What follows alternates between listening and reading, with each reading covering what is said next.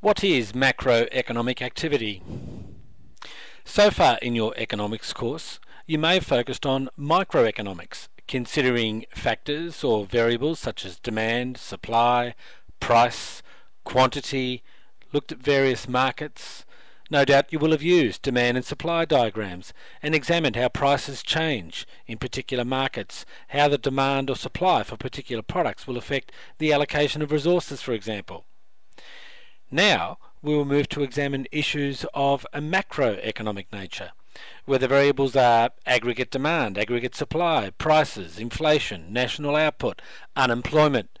We should no longer be thinking in terms of the price, demand or supply of a product, but instead prices, aggregate demand and aggregate supply. We need to think more broadly when we think about macroeconomics, so we need to think in aggregate terms. Technically, macroeconomic can be defined as the production, income and expenditure that takes place across the whole economy over a period of time. The key terms when it comes to macroeconomic activity are production, income and expenditure. It is important to remember that in every economy, the production of goods and services will create income to those contributing to this production, such as workers and investors, and this income will be spent, that is, expenditure, on goods and services, which of course is production. This is often referred to as the circular flow of income in an economy, production creating income, which then facilitates expenditure, and so on. It is also important to remember that in every economy, production of goods and services will equal the income generated from that production, which will then equal the expenditure on those goods and services. To illustrate how this works, I'll use a simple example of an economy producing only pencils.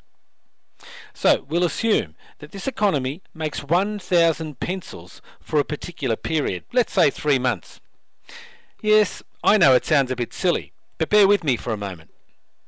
If each pencil sold for $1 and 1,000 pencils were made in that quarter, then the total value of production must be... Have a think about it.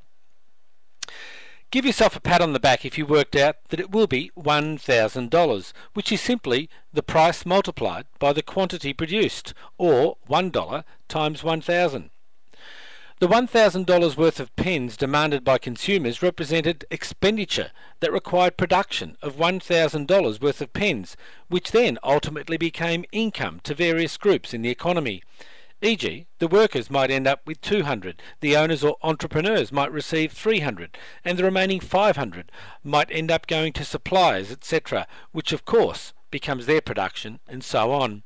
The $1,000 of income will ultimately be spent, and therefore become expenditure. Apply that same logic to an economy producing lots and lots of goods and services, and we have macroeconomic activity, such as that which takes place in Australia every year.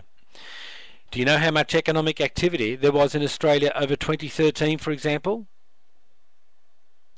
Over $1.5 trillion in real terms. Wow! That's a lot of goods and services being produced. But what do we mean by real terms? And exactly how does the government measure macroeconomic activity in this country? Well, that's something we will examine in a future animation. But bye for now.